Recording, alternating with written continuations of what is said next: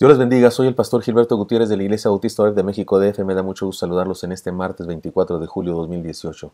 Sabiduría práctica para ser feliz es lo que nos proveen los proverbios de Salomón. Estamos ahora con este tema, los inconvenientes y los convenientes de la vida. Se basa en Proverbios 19, versículos 10 y 11.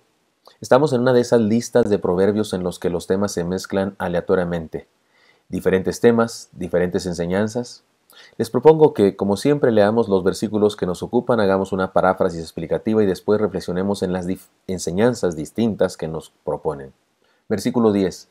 No conviene al necio el deleite, cuanto menos al siervo ser señor de los príncipes. Paráfrasis. No es bueno que el necio tenga éxito,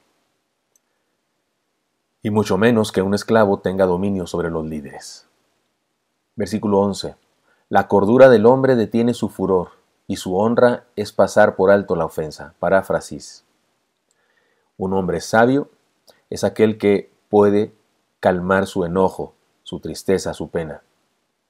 Y es un honor el perdonar. Reflexionemos en las enseñanzas que nos proponen estos proverbios. La inconveniencia de ocupar un lugar que no nos corresponde. El proverbio dice en el versículo 10, no conviene al necio el deleite, cuanto menos al siervo ser señor de los príncipes. Este es otro de esos proverbios descriptivos que solo nos presenta una realidad sin moraleja alguna, y en este caso, sin explicación alguna de por qué es lo que dice aquí, por qué es que no conviene al necio el deleite, por qué es que no conviene que el siervo sea príncipe, o sea líder, sea señor de los príncipes. Sin embargo, la explicación, digámoslo, está implícita en el pasaje y en el libro entero de los proverbios. No es conveniente que el necio se alegre de su éxito porque se le refuerza su conducta y nunca dejará de ser necio. Es decir, si una persona se porta necia y lo premiamos, pues será más necio cada día. Cuando hacemos mal, es mejor sufrir las consecuencias que disfrutarlas porque de esa manera aún hay esperanza de transformación. Además, es mucho menos adecuado que un esclavo o siervo o subordinado sea jefe de los líderes, y la razón es lógica, tiene que ver con competencia o con incompetencia. No se trata de discriminación, sino de logística, de planeación, de funcionamiento. Pongamos un ejemplo para entenderlo mejor. En una construcción, en un edificio que está construyendo, hay diferentes tipos de trabajadores. El ingeniero, que ordena al maestro albañil, y el maestro albañil a su vez ordena a los chalanes o a los ayudantes. Este último, el ayudante, no debería ser el maestro albañil, por lo menos no hasta que se convierta en uno. Y el maestro albañil no debe ordenarle al ingeniero cómo se hacen las cosas, no, porque no le corresponde, porque ese no es su trabajo es estar subordinado al que sabe de esas cosas, sabe más que él de esas cosas. De eso nos habla el proverbio, de la inconveniencia de jugar un rol que no nos corresponde. Aunque, como muchos de los proverbios que hemos estudiado, no nos dice otra cosa que describirnos una realidad, indirectamente nos hace un desafío. Cumplamos con nuestro papel. ¿Recuerdan el rey Saúl? Estaba dispuesto para la batalla, para una guerra. Se acostumbraba en aquella época, especialmente porque Samuel así lo hacía, que viniera el profeta Samuel, que también era sacerdote, hacía un holocausto, ofrecía a Dios un holocausto, el pueblo estaba con él, digamos que era un culto de consagración, y luego iban a la batalla y Dios prometía darle la victoria, pero no venía Samuel, se retrasaba y se retrasaba. ¿Y qué hizo Saúl? La hizo de sacerdote y profeta. Él mismo hizo el sacrificio y desde entonces fue desechado por Dios porque estaba queriendo cumplir un papel que no le correspondía. Aceptemos lo que nos toca hacer en el tiempo en que vivimos. Diferentes etapas de nuestra vida nos permiten hacer cosas diferentes. Es decir, posiblemente en una empresa somos subordinados y después nos nombrarán jefe y entonces tendremos que ejercer ese papel de jefe, un jefe segundo o jefe tercero y después jefe primero, yo qué sé. Pero la cosa es aquí, cumplamos con nuestro papel y aceptemos lo que nos toca hacer en el tiempo que vivimos. No nos alegremos cuando hacemos el mal. No nos alegremos cuando tengamos éxito. Aprendí recientemente, y creo que se los mencioné ya, que decía Guillermo Carey, no le temo al fracaso, le temo al éxito en las cosas insignificantes. Yo digo en las cosas no trascendentes. Así es que no nos alegremos cuando hacemos el mal, aunque tengamos éxito en eso de hacer el mal. No permitamos que otros usurpen lo que no les corresponde. Y si anhelamos un liderazgo, esforcémonos y capacitémonos para lograrlo, pero no podemos ejercerlo mientras no estamos capacitados para eso. En segundo lugar, segunda enseñanza, la conveniencia de la discreción y la tolerancia. Antes hablamos de la inconveniencia de ocupar un lugar que no nos corresponde. Ahora hablemos de la conveniencia y de la discreción y la tolerancia. Versículo 11 dice, la cordura del hombre detiene su furor y su honra es pasar por alto la ofensa. Este proverbio, igual que el anterior, solo nos describe una realidad, pero en este caso una realidad muy positiva, no negativa como en muchos otros casos. Además nos presenta 3 reglas que debemos integrar a nuestra vida. Primera regla, la discreción. Hacer públicas las ofensas, es decir, chismear, hablar con otros, no solo hace el problema más grande, sino que involucra a más personas y enciende más la ira, el enojo. Seamos discretos, guardemos los desacuerdos para solucionarlos en la intimidad con quien los tenemos. Segundo principio, la paciencia.